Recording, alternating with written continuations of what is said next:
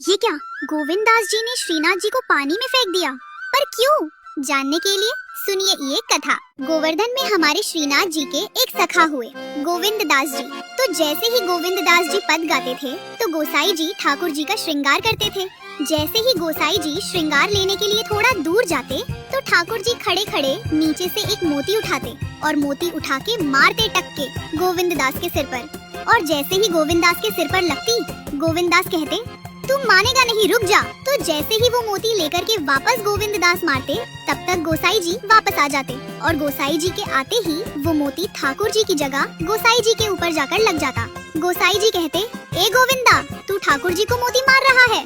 गोविंद दास बोले, मेरा माथा देखो, ये माथा फूल गया, ये आपके लाला ने मारा है मुझे। आपका लाला उधम मचावे, वो ना दिखाई दे आपको, और मैंने कुछ कर दिए तो मुँह पर चिल्ला रहे हो, मुँह पर बरस रहे हो। समझा लो इसको, बहुत उधम मचावे ये लीला सुनते ही गोसाई जी के नेत्रों में आंसू आ जाते। बोले, गोविंदा, तू कितना भाग्यशाली है, तेरे संग ठाकुर जी लीला करें। गोविंद दास के साथ ऐसी ऐसी लीला करते थे हमारे श्रीनाथ जी। तो दोपहर के समय जैसे ही मंदिर बंद होते, ठाकुर जी फेटा कस के आ जाते गोविंद दास जी के पास। ए गोविंदा, चल खेलने चल रहे हैं। ठाकुर जी गोविंद दास के संग खेलने जाते। एक दिन ठाकुर जी बोले, गोविंदा, तू घोड़ा बन जा, मैं तेरे ऊपर बैठकर डोलूंगा।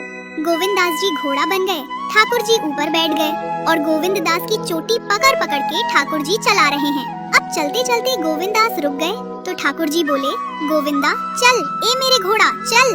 गोविंद दास जी बोले, आप थोड़ा उतर जाओ। ठाकुर जी बोले, किस लिए? गोविंद दास जी बोले, लघु शंका लगी है ना, मुझे जाना है, आप उतर जाओ। ठाकुर जी बोले, कैसी बात कर रहा है तू गोविंदा? कोई घुड़सवार घोड़ा पर बैठकर घूमे और घोड़ा को लघु शंका आए तो वो क्या ये कहे कि तू थोड़ा उतर जा, मैं लघु शंका करके आऊँ, फिर बैठियो मेरे ऊपर। गोविंद दास जी बोले, तो क्या आज्ञा है? बोले, आज्ञा वही है जो कह रहा हूँ। जैसे घोड़ा बिना आज्ञा लिए अपने व्यक्ति को ऊपर बैठा के ही सब काम कर ले, वैसे तू भी कर ले। तो गोविंद दास जी ऐसे घोड़ा बन करके चल रहे हैं, ठाकुर जी ऊपर बैठे हैं और उसी अवस्था में ही सब काम कर दे। अब इतने में ही कोई व्यक्ति वहाँ से जा रहा था। अब उस व्यक्ति को ठाकुर जी नहीं दिख रहे हैं, उसको गोविंद दास चलते चलते दिख रहे हैं। उसने जब देखा, अरे राम राम राम राम, गोविंद दास जी तो ऐसे ही डोल रहे हैं और चलते फिरते ही कर रहे हैं। गोसाई जी से जाकर के शिकायत कर दी।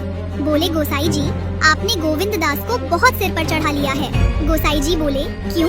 अरे खड़े होकर लघु शंका करना भी मना है शास्त्रों में। गोविंद दास तो ऐसे ही चलते चलते वस्त्रों में ही कर रहा था, इतना अपवित्र, और आप उसको मंदिर की सेवा देते हो।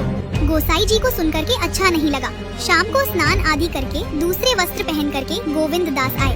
आकर के गोसाई जी को प्रणाम किया तो गोसाई जी ने मुंह फेर लिया। गोविंद दास बोले, गोसाई जी, आप नाराज हो हमसे? गोसाई जी बोले, आप आचार विचार सब भूल चुके हैं अपना। आप इस प्रकार से आज कुछ कर रहे थे, मुझे लोगों ने बताया आकर के।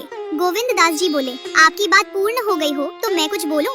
बोले, हाँ बोलो। बोले, मुझसे मत कहो गोसाई जी, अपने लाला को समझाओ, यही हट करके बैठे, यही